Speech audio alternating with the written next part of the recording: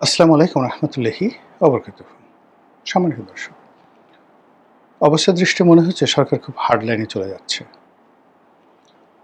আমাদের দেশের যে নতজানু পররাষ্ট্রনীতি, দীর্ঘদিন ধরে আমরা সবার বন্ধু হব, কারো শত্রু হব না, সবার সঙ্গে তাল মিলিয়ে চলব, এ সকল কথাবার্তা বলা মানেই মেরুদণ্ডহীন। আর দ্বিতীয়ত বিভিন্ন সময় আমরা দেখেছি যারাই ক্ষমতায় এসছে, ইচ্ছাই হোক অনিচ্ছাই হোক, তারা কেউ কেউ ভারত বন্ধু হয়েছেন, কেউ কেউ ভারতের দাবিদার হয়েছেন, কেউ বা মুখে মুখে ভারতের বিরোধিতা করেছেন বটে, কিন্তু তলে তলে ভারতের বিরোধিতা করেছেন এবং এই কারণে অনেকের পতন হয়েছে। এই কারণে অনেকে রাজনীতি থেকে একেবারে সম্পূর্ণভাবে উচ্ছেদ হয়ে গেছেন,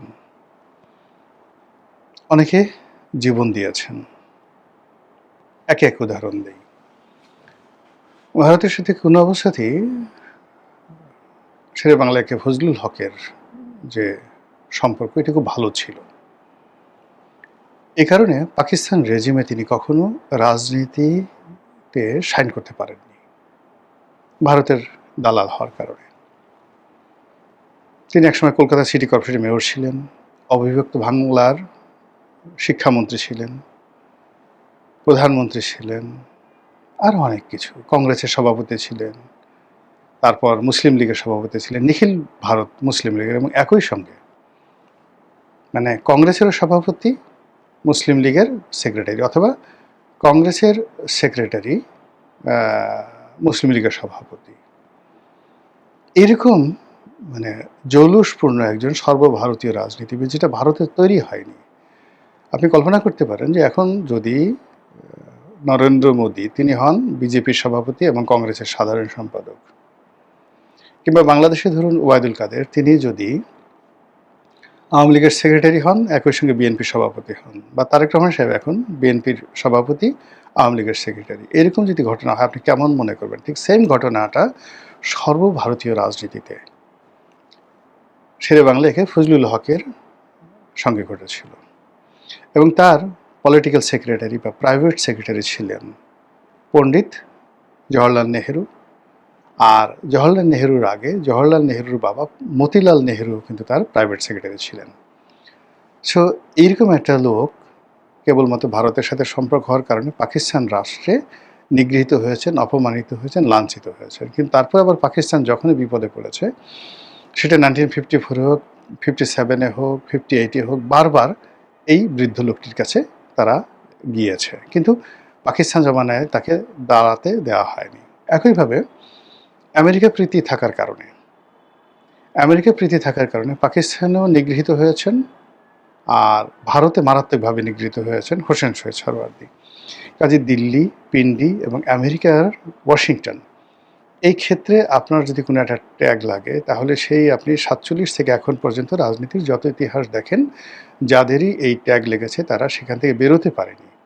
সেইভাবে আওয়ামী লীগ, বিএনপি, এ দুটো রাজনৈতিক দলেরই ট্যাগ রয়েছে, এবং সেই অতীতের যে ট্যাগ, সেই ট্যাগের বাইরে তারা যেতে পারবেন না, চেষ্টা করলেও তারা যেতে পারবেন না। শেখ হাসিনা চেষ্টা করেছিলেন ভারত থেকে একটু চীনের দিকে ঝুঁকে যাওয়ার জন্য, প্রাণান্ত চেষ্টা করেছিলেন, বঙ্গবন্ধু যেভাবে প্রাণান্ত চেষ্টা করেছিলেন আমেরিকার দিকে ঝোঁকার জন্য, পারেননি, জীবন দিতে হয়েছে, আমেরিকা তাকে বিশ্বাস করেনি। তারপর জিয়াউর রহমান সাহেব প্রাণান্ত চেষ্টা করেছিলেন ভারতের সঙ্গে সুসম্পর্ক স্থাপন করার জন্য, পারেননি, প্রাণ দিতে হয়েছে। এরশাদ সাহেব ভারতের হাত ধরে ক্ষমতা এসেছেন, প্রাণান্ত চেষ্টা করেছিলেন গণতান্ত্রিক হওয়ার জন্য, কিন্তু তিনি যদি স্বৈরাচার থাকতেন, তাহলে হয়তো ভিন্ন ইতিহাস হতে পারত। কিন্তু তিনি গণতান্ত্রিক হতে গিয়ে তার ট্যাগের বাইরে যখন গেছেন, তার পতন হয়ে গেছে। তো সেই ক্ষেত্রে এখন বিএনপি সরকার তার অতীতের যে ট্যাগগুলো আছে, তার সফলতা, তার ব্যর্থতা, এগুলোই তাকে তাড়িত করবে, এর বাইরে সে যেতে পারবে না।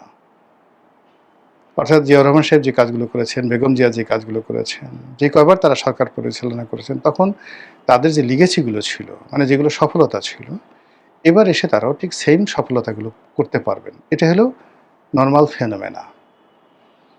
আর দ্বিতীয়ত হলো যে ওই আগের আমলে তারা যে অপরাধগুলো করেছেন, অন্যায়গুলো করেছেন, ভুলগুলো করেছেন, ভ্রান্তিগুলো করেছেন, এগুলো তাদেরকে এবারও তারা সেই কাজগুলো করবে। সেখানে তো ১৯-২০ হবে। কিন্তু এর বাইরে যদি হঠাৎ করে তারা রাতারাতি ভালো কিছু করতে চায়, তাহলে এটা হবে না। তো যেটা বলছিলাম যে বর্তমান সরকার এই ৪ মাসে এসে সে আসলে স্থির হতে পারছে না। What should do? পাকিস্তানের সাথে সম্পর্ক করা উচিত, চীনের সঙ্গে করা উচিত, আমেরিকার সাথে ডিলটা কিভাবে হবে, ভারতের সাথে ডিলটা কিভাবে হবে, আওয়ামী লীগের ব্যাপারে তারা কি সিদ্ধান্ত নেবে, এই বিষয়গুলো নিয়ে সরকার এখনো পর্যন্ত সিদ্ধান্ত নিতে পারেনি। ডক্টর ইউনূসের ব্যাপারে তাদের ফাইনাল ডিসিশন কি? তাকে কি এইভাবে প্রকৃতির হাতে ছেড়ে দেওয়া হবে? তাকে কি বিএনপি প্রোটেক্ট করবে? তাকে কি দেশের বাইরে সেফ এক্সিট দেওয়া হবে, নাকি তাকে রাষ্ট্রপতির পদে বসানো হবে? নট ইয়েট ডিসাইডেড, বাট এটা বিএনপির আসলে ১ সপ্তাহের প্রায়োরিটি বেসিসে এই কাজগুলো করা উচিত ছিল। ২ নম্বর হলো এনসিপি এবং জামাতের সঙ্গে তাদের যে কি সম্পর্ক, সেই সম্পর্কটা কেমন হবে? Not yet decided. আর এই সিদ্ধান্তগুলো না নেওয়ার কারণে ডে বাই ডে দায় বাড়ছে, দেনা বাড়ছে, সম্পর্ক খারাপ হচ্ছে এবং এমন একটা জায়গায় আজকের দিনে রাজনীতি চলে এসছে, এখন সরকার চাইলেও কারোর সঙ্গে সমঝোতায় যেতে পারবে না। না জামাতের সঙ্গে, না এনসিপির সঙ্গে, না আওয়ামী লীগের সঙ্গে, না ডক্টর মোহাম্মদ ইউনূসের সঙ্গে, না ভারতের সঙ্গে, না আমেরিকার সঙ্গে, নট ইভেন চায়না কিংবা পাকিস্তানের সঙ্গে। এখন যে টানাটানি হচ্ছে সেই টানাটানির মোহটা চলে যাবে। এর কারণ হলো প্রশাসনের পরতে পরতে ভারতের এজেন্ট আছে, সমাজের সর্বস্তরে আমেরিকার এজেন্ট আছে, ডিপ স্টেটের এজেন্ট আছে, বিশ্ব ব্যাংকের এজেন্ট আছে, IMF এর এজেন্ট আছে, এডিবির এজেন্ট আছে, জাপানের এজেন্ট আছে, জাইকার এজেন্ট আছে। এত গুরুত্বপূর্ণ জায়গাতে বসে বসে তারা এমনভাবে কান পড়া দেবে, সেই কান পড়ায় মন্ত্রী, এমপি, পার্লামেন্ট, প্রধানমন্ত্রী, তার কিচেন ক্যাবিনেট, এমনকি প্রধানমন্ত্রীর ব্যক্তিগত পরিবারের যারা লোকজন আছে তারাও বিভ্রান্ত হয়ে যাবেন। পদ্মা সেতু নিয়ে যা হয়েছে ওয়ার্ল্ড ব্যাংকের সঙ্গে খুব ক্লোজলি এই জিনিসগুলো দেখেছি, রাষ্ট্র কিভাবে চক্রান্তের মধ্যে পড়ে।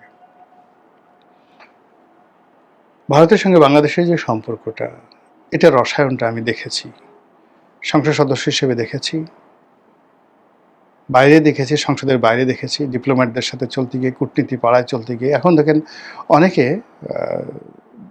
কূটনৈতিক পাড়ায় ঘোরাফেরা করেন, বিভিন্ন দূতাবাসে যাতায়াত করেন। আল্লাহর মেহরবানিতে আমি যে সময় যাতায়াত শুরু করেছি তারা তখন টাই পরতে শিখেনি। এখন যারা ঘোরাফেরা করছে তারা কখনো দূতাবাসের ঠিকানা পর্যন্ত তখন তারা জানতেন না। এরকম অনেক লোক এখন অমুক দূতাবাসের সাথে তার পরিচয় আছে, অমুক রাষ্ট্রদূতের সাথে তার পরিচয় আছে, রাষ্ট্রদূত বাসায় আসে তিনি যান। যারা এই ধরনের অহংকার করে, I am talking about in 1987, 89, 91, 2001, তারপরে সংসদ সদস্য হিসেবে, বিরোধী দলের একজন কর্মী হিসাবে যে প্র্যাকটিক্যাল অভিজ্ঞতাগুলো দেখেছি, সেই অভিজ্ঞতাটা হলো যে কোনো অবস্থাতেই এই দূতাবাসগুলো, বিদেশি শক্তিগুলো আসলে কারো বন্ধু হয় না। এরা শুধুমাত্র আপনাকে ব্যবহার করে, প্রয়োজন শেষ আপনাকে ছুঁড়ে ফেলে দেয়, ইচ অ্যান্ড এভরিবডি। এবং আমার কি বলবো, যে ব্যক্তিগত যে তিক্ত অভিজ্ঞতা এমন একটা পর্যায়ে যে এখন কেউ এই ধরনের অনুষ্ঠানে যদি কেউ দাওয়াত করে, কেউ আসতে চায়, আমি সাধারণত এই জিনিসগুলো একেবারে অ্যাভয়েড করি, দেখা সাক্ষাৎই করি না, যাওয়া তো দূরের কথা। তারপর দ্বিতীয় হলো সরকারি কর্মকর্তা। বড় বড় সরকারি কর্মকর্তার সাথে বন্ধুত্ব, ক্ষমতা আপনি আছেন, সেক্রেটারির সাথে বন্ধু, সেনাপ্রধানের সাথে বন্ধু, মেজর জেনারেলের সাথে বন্ধু, এরিয়া কমান্ডারের সাথে বন্ধু, ডিআইজির সাথে বন্ধু। এখানে একই অবস্থা। আপনি যখন একটু বিপদে পড়বেন, এরা কেউ আপনাকে চিনবে না, আপনার টেলিফোন ধরবে না। আননেসেসারি আপনি এদের সাথে যে সময় ব্যয় করেছেন, ওটা আপনার জীবনের জন্য একটা, যাকে বলা হয়, অভিশাপ। কাজেই প্রত্যেকটা মানুষকে তার নিজের কর্মের উপরে, নিজের চিন্তা চেতনার উপরে এবং নিজের সামর্থ্যের উপরে নির্ভর করতে হয়। তো সেই দিক থেকে সরকার এখন যা কিছু করছে তার সঙ্গে তার চিন্তা এবং চেতনার মিল নেই, তার সঙ্গে তার আইডিওলজি, আদর্শের কোনো মিল নেই। এবং সে এখন যা কিছু করতে চাচ্ছে এটি বিয়ন্ড হিজ বা ইটস, সরকার তো মানে আজ প্লুরাল নাম্বার, এটা তাদের হাওতার বাইরে, আওতার বাইরে, সার্কেলের বাইরে। প্রকৃতির একটা নিয়ম আছে, আল্লাহ স্বয়ং বলে দিয়েছেন যে don't go beyond the circle. যেমন আপনি দেখেন হযরত আদম আলাইহিস সালাম তো পৃথিবীর আদি মানব, বেহেশতে ছিলেন। তাকে তিনি কি বললেন? তাকে কিন্তু ওই মানে গন্ধম ফল, যেটিকে বলা হয় গন্ধম ফল, সেটি খেতে নিষেধ করেননি। তিনি বলছেন ওটার ধারের কাছে যেও না, মানে একটা সার্কেল দিয়ে দিয়েছেন, ওই সার্কেলের কাছে তুমি যেও না, আর তোমাকে যে সার্কেলের মধ্যে রেখেছি তুমি এই সার্কেলের বাইরে যেও না। ওই যে সার্কেল শুরু হলো, আকাশের দিকে তাকান, সূর্যের একটা সার্কেল আছে। যেদিন সূর্য তার সার্কেল থেকে 1 ইঞ্চি দিকে আসবে পৃথিবী ধ্বংস হয়ে যাবে। চন্দ্রের একটা সার্কেল আছে, গ্রহ নক্ষত্র সবার একটা সার্কেল আছে, গ্যালাক্সির একটা সার্কেল আছে, পৃথিবীর যত ভূখণ্ড আছে সবার একটা সীমানা আছে, আপনার বাড়ির একটা সীমানা আছে, আপনার ঘরের একটা সীমানা আছে, ব্যবসা বাণিজ্যের একটা সীমানা আছে, প্রত্যেকটা জিনিসের সীমানা আছে। আপনি শুধু আপনার চিন্তা এবং ইচ্ছার যে সীমানাটা, এটা কেন রাখবেন না তাহলে? আপনার শরীরের একটা সীমানা আছে, আপনি কত ফিট লম্বা, কত ফিট প্রস্থ, এটার একটা সীমানার মধ্যে না? আপনি উচ্চতা আছে আপনার 5 ফিট 5 ইঞ্চি বা 10 ইঞ্চি, আপনি এভারেস্ট নিয়ে সারাদিন এভারেস্টের মতো ভাবসাব দেখাচ্ছেন, আপনি সীমা অতিক্রম করছেন। কাজেই সরকারের একটা সীমা পরিসীমা আছে। বাংলাদেশের সরকার এবং বাংলাদেশ নামক রাষ্ট্রটি, বাংলাদেশের মতো জনগণ, বাংলাদেশের মিলিটারি, বাংলাদেশের বিজিবি, পুলিশ, আমরা আসলে কি করতে পারবো সেটার একটা সীমা পরিসীমা আমাদের আঁকা দরকার। এই সীমার বাইরে গেলে আমাদের পতন, আমরা অভিশপ্ত হব, আমরা বিপদের মধ্যে পড়ব। এই জিনিসগুলো মনে হচ্ছে সরকারের যারা কর্তা ব্যক্তি তারা এই সীমা এবং পরিসীমাটা পরিমাপ করতে পারছেন না। মূল প্রসঙ্গে আসি, তারপর বক্তব্য শেষ করব। জনাব তারেক রহমান তিনি তার কাজকর্ম করার জন্য তার প্রিয়, তার পছন্দের এক ঝাঁক মানুষ তিনি লন্ডন থেকে নিয়ে এসেছেন এবং কাউকে কাউকে যারা দেশে ছিলেন তাদেরকে তিনি কাছে ডেকে নিয়েছেন। একান্ত আপনজন মানুষের মধ্যে যারা বাংলাদেশে ছিলেন তাদের মধ্যে জহিরুদ্দিন স্বপন, শহীদুদ্দিন চৌধুরী আনি, এই দুজন পলিটিক্যাল যারা লোকজন আছেন তাদেরকে আমরা দেখছি। এরপর প্রবাসে ছিলেন, বাইরে ছিলেন তিনি জনাব সালাউদ্দিন সাহেব, ভারতে ছিলেন, তাকে আমরা তার কাছের মানুষ হিসেবে দেখছি। তৃণমূলে ছিলেন, গ্রাম অঞ্চলে ছিলেন মীর শাহে আলম, তাকে আমরা দেখছি। এর বাইরে তিনি এক ঝাঁক লোক নিয়ে এসছেন, যেমন সানিকে আনছেন, হুমায়ুন কবিরকে আনছেন, মাহাদি আমিনকে এনেছেন, রুমনকে এনেছেন, এরা সবাই লন্ডনে তার সঙ্গে ছিলেন, আরও অনেকে ছিলেন। তো এই যে একটা সার্কেল, তিনি একটা সার্কেল গড়ে তুলেছেন, সেই সার্কেলের মধ্যে যিনি পররাষ্ট্র মন্ত্রণালয়টা দেখাশোনা করেন সরকারের সব কিছু, মূলত এখানে খলিলুর রহমান জাস্ট ওসিলা, সামনের কি বলবো, তাকে বসায় রাখা হয় মঞ্চের সামনে, কিন্তু পেছন থেকে কলকাঠি যিনি নাড়েন on behalf of prime minister তিনি হুমায়ুন কবির। তো তিনি একটি কথা বলেছেন বাংলাদেশের পররাষ্ট্র নীতি নিয়ে, প্রধানমন্ত্রী বিদেশ ভ্রমণে সবাই প্রশ্ন করেছিল তিনি ভারত গেলেন না কেন, আমেরিকা যাচ্ছেন না কেন, বা ইউরোপ যাচ্ছেন না কেন, এই ধরনের কথাবার্তা, যার আড়ালে মানুষ মস্কারা করার চেষ্টা করছে। ভারত কি এখন বাংলাদেশকে পাত্তা দিচ্ছে না? প্রধানমন্ত্রীকে কি ভারত দাওয়াত দিচ্ছে না? তারেক রহমান সাহেব কি আমেরিকার ভিসা পাওয়ার উপযুক্ত হয়েছে? ভিসা পাবেন? আমেরিকাতে অবস্থা কি? বা ইউরোপীয় ইউনিয়ন কেন জামাতের পিছিয়ে পিছিয়ে ঘুরছে? এইটুকু হলো অলক্ষ্যের কথা। এই কথার একটা দাঁত ভাঙা জবাব দেওয়ার জন্য জনাব হুমায়ুন কবির যেটা বলছেন যে বাংলাদেশ এখন থেকে কাউকে আর মানে কোথায় যাবে প্রধানমন্ত্রী সেটা আমরা সিদ্ধান্ত নেব।